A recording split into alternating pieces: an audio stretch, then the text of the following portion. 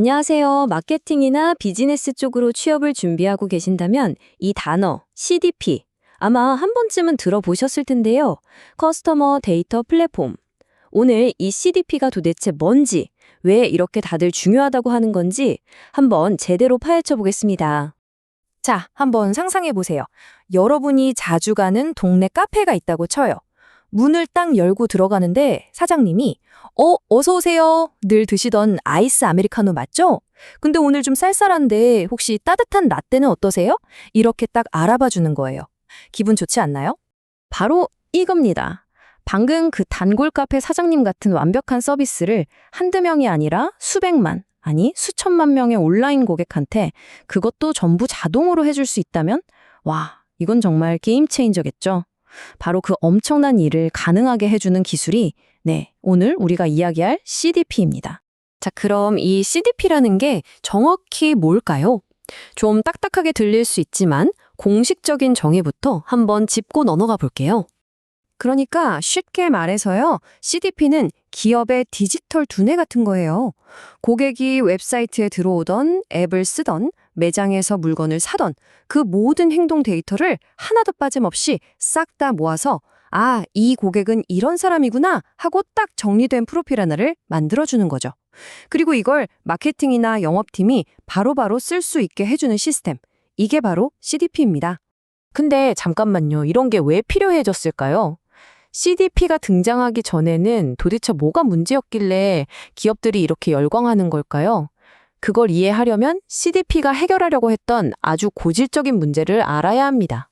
문제는 바로 데이터 사일로였습니다. 사일로가 뭐냐면 그 농장에 있는 커다란 원통형 곡물창고 아시죠? 데이터가 바로 그 사일로처럼 부서별로 시스템별로 꽉꽉 갇혀서 서로 소통을 안 하는 거예요. 그냥 고립된 섬처럼요.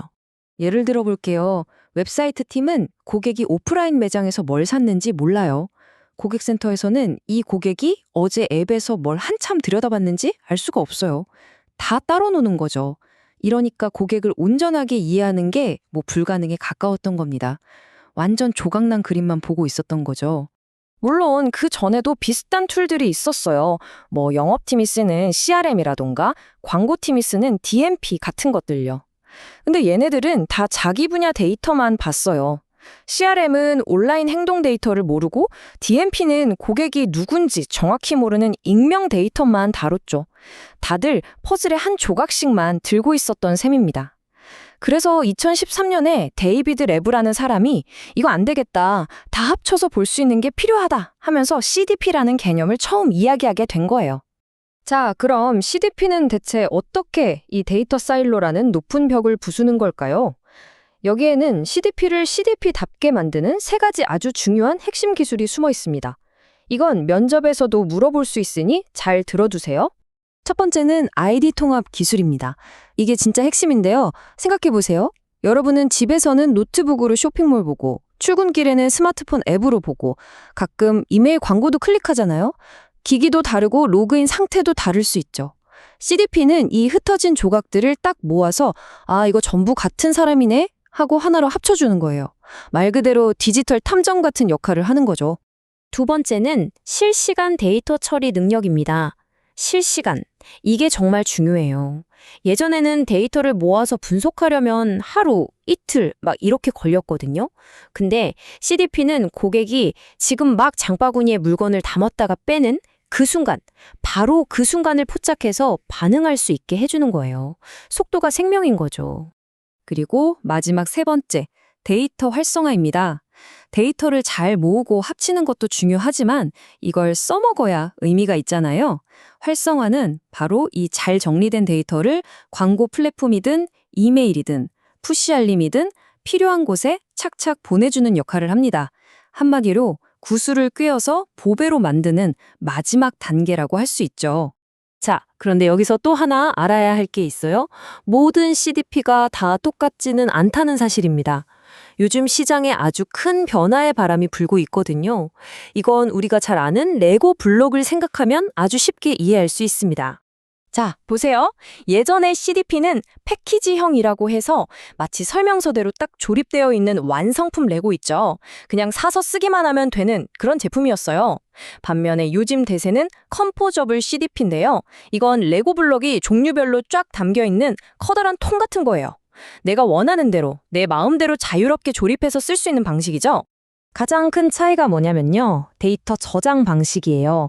패키지형은 우리 회사 데이터를 자기네 시스템에 또 복사해서 가져가요. 데이터가 이사를 가는 거죠. 근데 컴포저블은 우리 회사가 원래 쓰던 데이터 창고, 스노우플레이크나 빅쿼리 같은 곳에 그대로 두고 그 위에서 작동해요.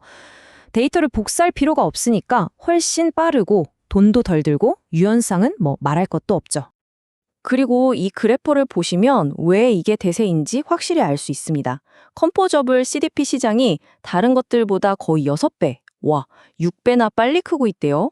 이건 엄청난 숫자거든요. 그러니까 취업 준비하시는 분들은 요즘 트렌드는 컴포저블 CDP구나 하는 걸 꼭 기억해 두셔야 합니다. 면접에서 아는 척하기 딱 좋은 포인트죠? 이렇게 데이터를 자유자재로 다룰 수 있게 되면 정말 강력한 힘을 갖게 되는 거죠. 하지만 여러분, 큰 힘에는 뭐가 따르죠? 네, 바로 큰 책임이 따릅니다. 이제 이 강력한 도구를 쓸 때 반드시 지켜야 할 가장 중요한 규칙에 대해 이야기해 볼게요. 자, 그럼 이런 질문이 생기죠. 기술적으로 가능하니까 고객 데이터 그냥 막 모아서 막 써도 되는 거 아닌가? 여러분 어떻게 생각하세요? 정말 그래도 될까요? 정답은 당연히 절대 안 된다입니다. 여기서 데이터 거버넌스와 프라이버시라는 개념이 등장합니다. 고객에게 어떤 데이터를 왜 쓰는지 동의를 받아야 하고요. GDPR 같은 전 세계의 개인정보 보호법도 철저히 지켜야 해요. 고객이 내 정보 지워주세요 하면 군말 없이 지워줘야 하고요. 이건 그냥 하면 좋은 것이 아니라 안 하면 정말 큰일 나는 회사의 생존이 걸린 문제입니다. 신뢰를 잃는 건 한순간이거든요. 좋습니다. 그럼 이제 마지막으로 여러분이 나중에 회사에 들어가서 자, 우리도 CDP 한번 만들어 봅시다 하는 프로젝트에 참여하게 됐다고 상상해 보세요. 그때 어떤 과정을 거치게 될지 그 전체적인 로드맵을 한번 짚어드릴게요. 보통 5단계로 진행됩니다. 첫 번째는 기획. 우리가 이걸로 고객 이탈률을 줄일 거야 같은 목표를 정하는 거죠. 두 번째는 분석. 지금 우리한테 어떤 데이터가 있고 상태는 어떤지 샅샅이 살펴보는 단계고요. 세 번째는 설계. 이 데이터들을 어떻게 합칠지 기술적인 청사진을 그립니다. 네 번째가 바로 개발.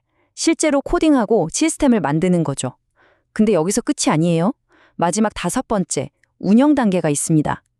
계속해서 데이터가 잘 들어오는지 감시하고 더 좋은 성과를 내도록 최적화하는 끝나지 않는 과정이죠. 오늘 쭉 이야기한 것처럼 CDP는 단순히 데이터를 모으는 통이 아니에요. 이제는 기업이 고객을 이해하는 핵심 두뇌, 즉 고객 인텔리전스의 중심이 되고 있습니다. 자, 그럼 마지막으로 이런 상상을 해보면서 마무리를 해볼까요? 만약에 인공지능 AI가 이 CDP 데이터를 가지고 와서 사람의 도움 없이 스스로 마케팅 캠페인을 기획하고 실행하고 분석까지 한다면 그때 마케터의 역할은 어떻게 변하게 될까요? 바로 그 미래를 만들어 나갈 사람들이 어쩌면 오늘 이 내용을 듣고 있는 여러분일지도 모릅니다.